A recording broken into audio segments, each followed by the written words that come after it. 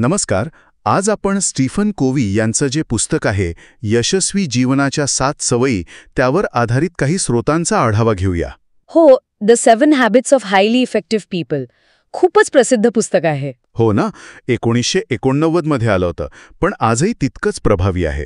ऐकलंय की 4 कोटी प्रती विकल्या गेल्यात. अगदी. आणि 40 पेक्षा जास्त भाषांमध्ये अनुवाद पण झालाय. म्हणजे याचा प्रभाव खूप मोठा आहे. नक्कीच. आणि कोव्ही यांचा मुख्य मुद्दा काय आहे की यश म्हणजे फक्त बाहेरच्या गोष्टी मिळवणं नाही. बरोबर. चारित्र्य, आपली मूल्य, सवयी आणि आपला दृष्टिकोन यात एक सुसंगती हवी असं ते म्हणतात. तर मग आज आपण याच 7 सवयी जरा सविस्तरपणे समजून घेऊया. सुरुवात कुठून करायची? पहिली सवय आहे सक्रिय व्हा, बी प्रोॲक्टिव्ह. याचा अर्थ काय तर आपल्या आयुष्यात ज्या गोष्टी घडतात त्यावर आपण कसं रिॲक्ट करायचं हे आपल्या हातात आहे. म्हणजे परिस्थितीला दोष देत न बसणं. बरोबर. अगदी. मी काय करू शकतो यावर लक्ष केंद्रित करणं ही आपल्या वैयक्तिक स्वातंत्र्याची सुरुवात आहे असं म्हणायला हरकत नाही. आणि मला वाटतं ही पहिली पायरी असेल तर पुढच्या सवयींसाठी एक भक्कम पाया तयार होतो, नाही का? बरोबर. एकदा का आपण जबाबदारी स्वीकारली की मग दिशा ठरवणं महत्वाचं ठरतं. आणि इथेच मग दुसरी सवय येते, शेवट डोळ्यांसमोर ठेवा. Begin with the and in mind. अगदी बरोबर. आपल्याला आयुष्यात नक्की काय हवंय, आपलं अंतिम ध्येय काय आहे हे स्पष्ट नसेल तर आपण भरकटू शकतो. हो, म्हणजे रोजचे निर्णय घेताना ती दिशा स्पष्ट असली की सोपं जातं. नक्कीच.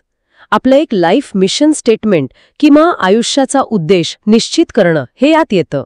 पण नुसतं ध्येय ठरवून भागत नाही का? त्यासाठी काहीतरी करावं लागतं. आणि इथे तिसरी सवय येते. तिसरी सवय प्राधान्य ठेवा, पुट फर्स्ट थिंग्स फर्स्ट. आणि इथे गंमत आहे, कोव्ही वेळेच्या नियोजनापेक्षा जास्त महत्वाचं प्राधान्यक्रमाचं नियोजन मानतात. अच्छा, म्हणजे नेमकं काय? ते फरक करतात तातडीचं काय आणि महत्वाचं काय यात. आपण अनेकदा तातडीच्या पण कमी महत्वाच्या कामांमध्ये अडकून जातो. हो होतो असं. ही सवय सांगते की ज्या गोष्टी खऱ्या अर्थाने महत्वाच्या आहेत पण कदाचित तातडीच्या नाहीत, जसं आपलं आरोग्य, शिक्षण, नातेसंबंध, दीर्घकालीन नियोजन, त्यावर लक्ष केंद्रित करा. तो त्यांचा क्वाड्रंट 2 चा सिद्धांत. बरोबर. अगदी. खरी परिणामकारकता तिथे साधता येते. ह्या पहिल्या 3 सवयी झाल्या वैयक्तिक पातळीवरच्या, म्हणजे प्रायव्हेट विक्ट्री. आता इतरांशी संबंधांबद्दल बोलूया. चौथी सवय आहे सर्वांसाठी फायद्याचा दृष्टिकोन ठेवा. Think win win. Win win. हे जरा आव्हानात्मक वाटतं कारण जगात स्पर्धाच जास्त दिसते. खरंय. आपल्याला सवय असते विन लूजची. म्हणजे मी जिंकलो तर तू हरलास, किंवा फार तर तडजोड. पण विन विन म्हणजे असा मार्ग शोधणं जिथे दोघांनाही समाधान मिळेल आणि संबंध पण टिकतील. बरोबर. हा फक्त दृष्टिकोन नाही तर एक तत्वज्ञान आहे. टीमवर्कसाठी, पार्टनरशिपसाठी हे खूप महत्वाचं आहे. आणि विन विन साधायचं असेल तर समोरच्याला समजून घेणं गरजेचं आहे. म्हणजे 5वी सवय. अगदी बरोबर. 5वी सवय, पूर्वी समजून घ्या मग समजवा. Seek first to understand then to be understood. हे संवादातलं किती महत्वाचं सूत्र आहे. आपण बरेचदा ऐकतो ते उत्तर देण्यासाठी. हो ना. कोव्ही म्हणतात आधी समोरच्या व्यक्तीच्या जागी स्वतःला ठेवून सहानुभूतीने ऐका. त्याला काय म्हणायचंय, त्याच्या भावना काय आहेत हे समजून घ्या. त्यालाच ऍक्टिव्ह लिसनिंग किंवा सक्रिय श्रवण म्हणतात, नाही का? हो. यामुळे गैरसमज टाळतात, विश्वास वाढतो आणि मग विन विन शक्य होतं. एकदा एकमेकांना समजून घेतलं की मग एकत्र येऊन काहीतरी अधिक चांगलं निर्माण करता येतं. ही 6वी सवय आहे का? बरोबर. 6वी सवय, सहकार्याने निर्माण करा. सिनर्जाइज.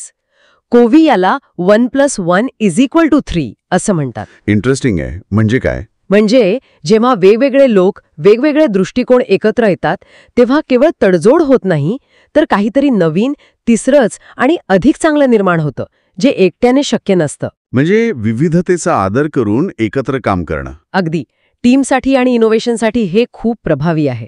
आणि ह्या सगळ्या सवयी टिकवून ठेवायच्या असतील तर शेवटची 7वी सवय महत्वाची ठरते. स्वतःला सतत सुधारा. शार्पेन द सॉ. हो. म्हणजे स्वतःवर गुंतवणूक करत राहणं. जसं कुऱ्हाडीला धार लावावी लागते तसंच आपलं शरीर, मन, आत्मा यांना ताजंतवानं ठेवणं गरजेचं आहे. म्हणजे स्वतःची काळजी घेणं. हो. कोव्हीच्यानं 4 महत्वाचे पैलू सांगतात. शारीरिक, व्यायाम, आहार. मानसिक, वाचन, नवीन गोष्टी शिकणं. सामाजिक, भावनिक, नातेसंबंध जपणं. आणि आध्यात्मिक, ध्यान, आपली मूल्य. या 4ही बाजूंनी स्वतःला सतत शार्प ठेवणं. तर थोडक्यात सांगायचं तर या 7 सवयी आपल्याला अधिक प्रभावी, संतुलित आणि यशस्वी आयुष्य जगायला मदत करू शकतात, असं या स्रोतांमधून स्पष्ट होतं. अगदी. सुधारित निर्णय क्षमता, चांगले संबंध, वेळेचा सदुपयोग, आत्मविश्वास वाढणं असे अनेक फायदे आहेत. आणि मूळ संदेश हाच की खरं यश हे फक्त बाहेरच्या गोष्टीत नाही, तर ते आपल्या आत आहे, आपल्या चारित्र्यात, आपल्या सवयींमध्ये. बरोबर. आणि या सवयी तो आंतरिक पाया मजबूत करतात. नक्कीच. जाता जाता श्रोत्यांसाठी एक विचार. कवी नेहमी म्हणतात की चारित्र्य महत्वाचं. जर आपण फक्त पद, पैसा, प्रसिद्धी अशा बाह्य गोष्टींच्या मागे लागलो आणि ह्या आंतरिक सवयींकडे दुर्लक्ष केलं, तर खरं टिकणारं समाधान मिळणं कितपत शक्य होईल? विचार करण्यासारखा मुद्दा आहे.